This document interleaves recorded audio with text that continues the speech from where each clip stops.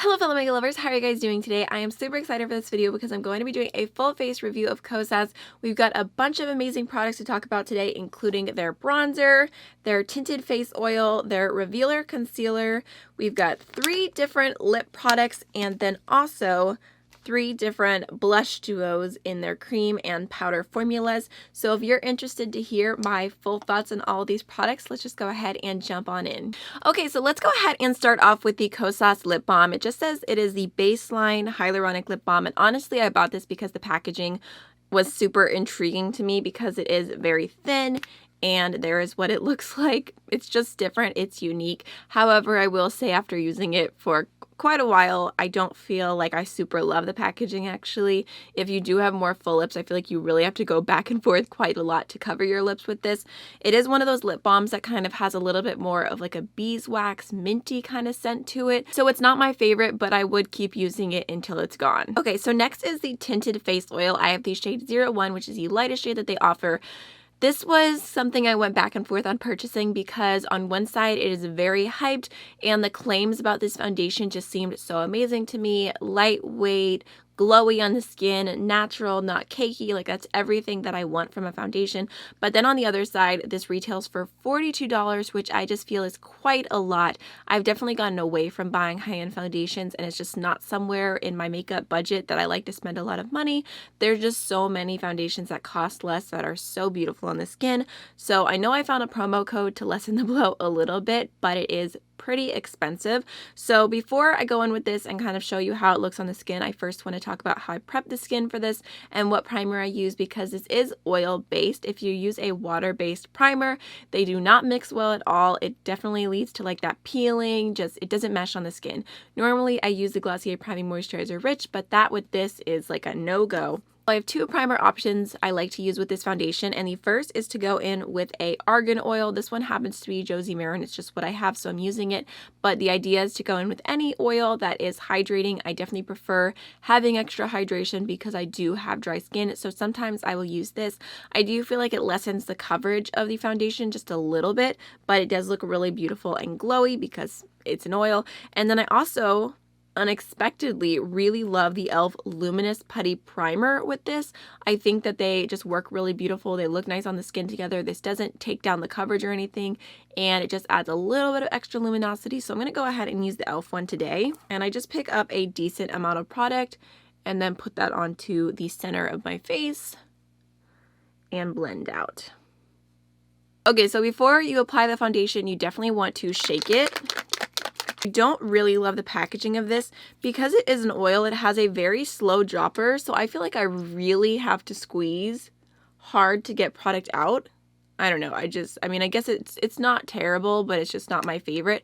So I like to go in with a few drops on my skin.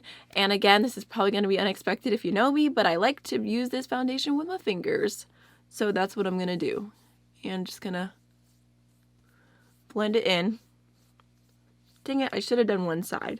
I always tell myself that every time. I'm like, I should do one side so you can see the difference. But then I never remember. You can see actually the color is a little bit darker, a little bit more yellow than my skin. But because it is so light coverage, it blends in and you can't really tell in the final results that it's just a little bit deeper than my skin. So I don't mind the color by any means. So there's what one layer looks like. As you can tell, it is pretty light coverage. I feel like it kind of took down a little bit of redness.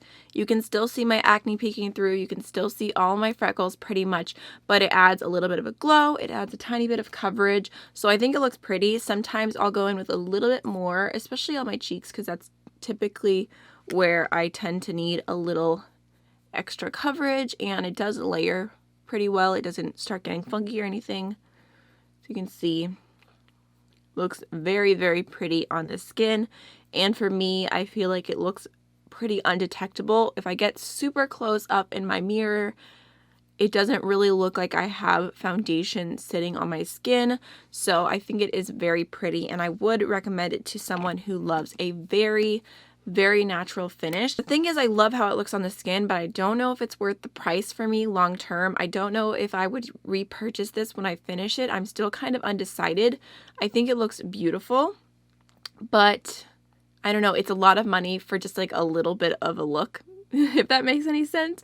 And also I feel like the way that this wears throughout the day, at the end of the day, I really can't even see it on my skin at all. It doesn't look like I'm wearing any foundation. For some people that might be a plus, but for me, I still like to have some coverage at the end of the day. So I really like the way it looks on the skin, but I don't know. If it was $20, I would be like, yes, definitely. But for $42, it's a lot. So now let's go ahead and go in with the Kosas. I think this is called the Revealer Concealer. I don't know if I'm making that up, if I'm just feeling like Dr. Seuss today, but I have the shade 01. I wish they had a shade lighter because this is one of my darker concealers and it has a pretty strong yellow undertone to it. I find my skin to be pretty neutral leaning, so if something has a tint of pink to it, I can still wear it. If it has a tint of yellow, I can still wear it, but if it goes too far on either extremes, I feel like it looks a little bit unnatural on me. So I have to be careful about what foundation I pair this with because it is so yellow. If I use something that's more neutral pink leaning, this looks really odd with it. I can still make it work, but it's just not my favorite shade, so I wish that they would come out with a lighter, true neutral shade. That'd be awesome. But I'm just gonna go ahead and apply a little bit underneath my eyes. I mean, hopefully you can see how yellow it is. I'm just gonna go ahead and use that on the center of my face. I'm using more than I would typically go in with if I went in with more coverage for my foundation, but I'm kind of spot concealing a little bit with this.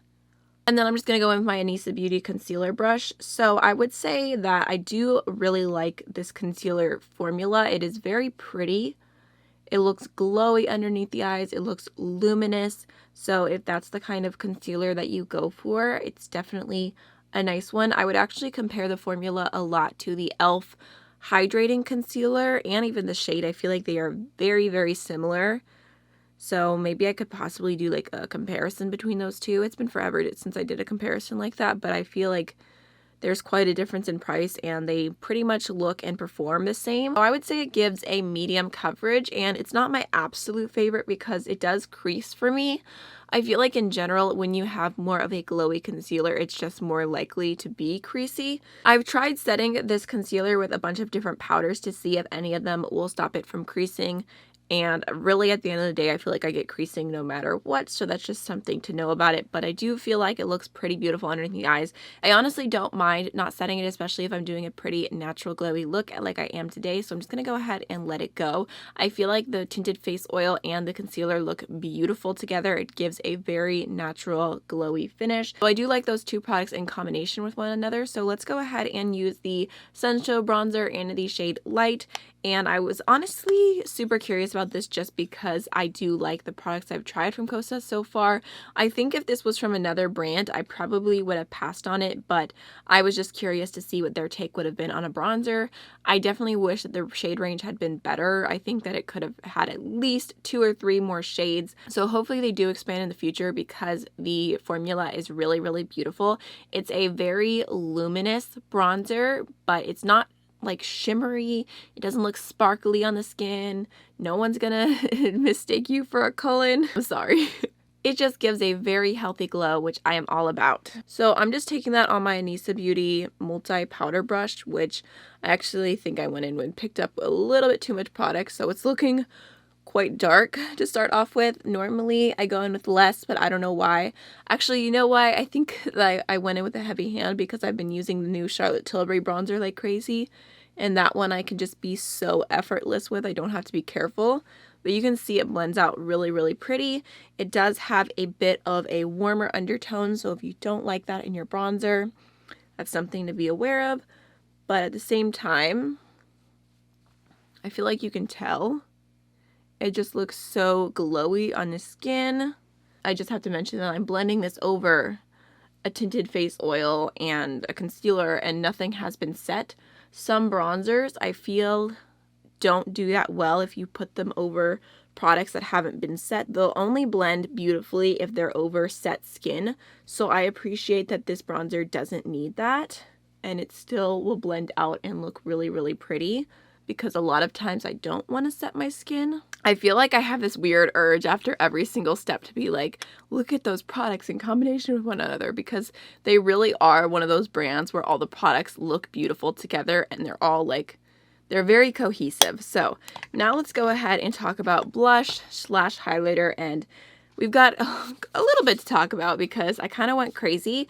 Well, not that crazy. Not that crazy. Just, you know, when I made my order on their website, I got a really good deal. These are originally $34 each, I want to say, and they were on sale for $20 each. It was like a limited time offer, and I was able to apply a promo code on top of that. So I was very, very excited about that sale because they were something I had really been genuinely looking into. If it wasn't on sale, I probably would have bought 2 instead of 3, but here we are. So starting with cream blushes, this is the shade 8th Muse. And one of the cool things about Kosas is they have all of their shades as the name, and then they also have the name with high intensity. So if you are wanting to get the more pigmented version, do the high intensity ones. I just have the non-high intensity because I don't need as much pigment. But like I said, this is the shade 8th Muse, and there's a really pretty kind of flushy pink shade, which I really like this one. And then there's the highlighter, which is a softer pink, but this is actually a little bit deeper than my skin tone, so it's not my favorite cream highlight. Sometimes I'll kind of layer it over this pink, and I think it looks pretty. And then this next one is called Velvet Melon, and I really love this one because it has a very, very pretty peachy blush. I just think it is so, so pretty. And then the highlight on this one is gorgeous as well. It's just kind of like a balmy highlight. It's clear, just gives me a little bit of a soft golden glow. So I think I'm going to use that one today. I also have one powder blush duo, and this is the shade Longitude 0. When I first got this, I was kind of unimpressed just because it was like, oh, it's a powder blush, whatever. But I realized that I actually really like this formula because it's one of those blushes where it's not even like it's satin, but it just gives the most natural glow to the skin. It's kind of hard to describe, but it looks very, very pretty. And if you're someone who likes to go in with blush and not highlighter, I think that this could be really, really nice if you are looking for a powder blush. It just does not look dry on the skin. It doesn't look matte, but it's also not like, there's not even shimmer in it. It's not like super sheeny. It just has the most natural like glow from within to it. It's very pretty on the skin, and I like it so much more than I originally thought that I would. So like I said, let's go ahead and do Velvet Melon today just because I think this is my favorite duo. So the way that I use this is I just normally go in with my finger and I kind of warm it up for a minute because it is in a pan. Like, sometimes it feels hard, but if you just put your finger in for a second and warm up the product, you're gonna get a nice amount, and you can see it is such a pretty shade. So I'm just gonna go ahead, ooh, that was a lot, and just tap that on my cheeks.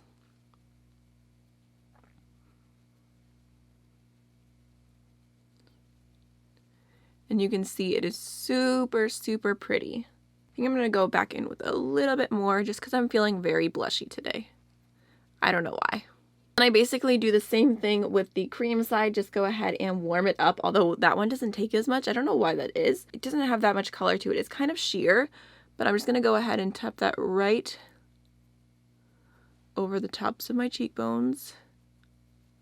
I mean, I feel like it's not gonna be as impactful because I already have so much glow going on, but see how pretty that is? And then I'm also gonna add it to my nose, of course, and then maybe a little to my chin.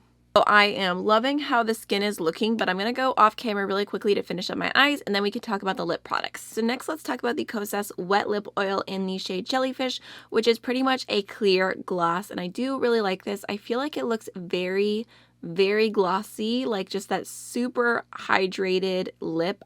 I don't know if that makes sense. Like, I feel like some glosses are satin and then others are like glossy, glossy, glossy, and I love that kind of finish. So I really like the finish of this. It's also a little bit thicker, not in a sticky way, but in a way that it feels very conditioning on the lips. It feels very moisturizing. It's just super comfortable, and it also has like the tiniest little faint sweet smell to it. Also, again, with the unique packaging, I feel like it kind of reminds me of a gum packet, which is pretty cool, and it definitely stands out. So there's what it looks like. I am going to go ahead and wipe it off for the last product. So last but not least is the Kosas lipstick in the shade Vegas. I absolutely love this color so much. Here's what it looks like. It's actually a website exclusive, so I don't believe that this is on Sephora, or I'm not sure if they have any other retailers, but I think this is only on the Kosas website, and it is the prettiest light nude. It has like a brownie hint to it, but it's very satiny on the lips, super comfortable. It has quickly become one of my favorite nude lipsticks. Why did I do that? No! I love the color of this, and I'm so fortunate that I also love the formula. It's so comfortable. It's just like I said, I love this lipstick. One of my favorite products, even though I just slightly broke it. I'm still going to make it work because I think it is so, so pretty. All right, so this is the finished full face of Kosas, and I love how my skin looks. I just feel like it's beautiful, healthy, dewy, glowy, everything that I want my skin to be. So I just love this combination of products. Before I let you go, I thought I would kind of simplify it really quickly and just categorize everything I talked about today in 4 different categories. So we're going to talk about wouldn't repurchase, might repurchase, favorites, and holy grails. So as far as what I would not repurchase without a doubt would definitely be the lip balm. I just have other things that cost less that I like more, even though it's still a decent quality lip balm. And then as far as might repurchase, I would say the tinted face oil and the concealer. The tinted face oil, I do really, really like this, but it's so expensive. That's what holds me back. So I'm not sure when it comes down to it if I would repurchase this or not. And then the concealer, I do really like. I think it looks really, really pretty. I like the formula, but I wish the shade was a little bit lighter. So if they expanded the shades, I would definitely get another one. But as of right now, it's kind of in that might repurchase. It might be something where it's like, oh, I don't need to repurchase it. I've got other things. And then I end up missing it. So those are kind of my little question mark category. And then next into favorites, I would say the lip oil. I do really like this. It's a little bit more on the expensive side. If I remember correctly, I think it was like $26. So definitely not the cheapest lip oil to ever happen, but it does feel really, really nice on the lips. I would also categorize the bronzer as a favorite. I think in order to be holy grail, I would need a slightly lighter, a little bit more cool tone shade, and then it would be everything to me. But I do really love the formula of this, so I definitely make it work. And even though, I mean, I've got a warm bronzy glow, I'm not mad at it. I do like how it looks on the skin. And then I would also go ahead and categorize the powder blushes as a favorite as well, of the one that I've tried. I can't speak to any of the other ones. And then into the holy grail category would be the cream blushes. I just feel like these look so, so beautiful on the skin.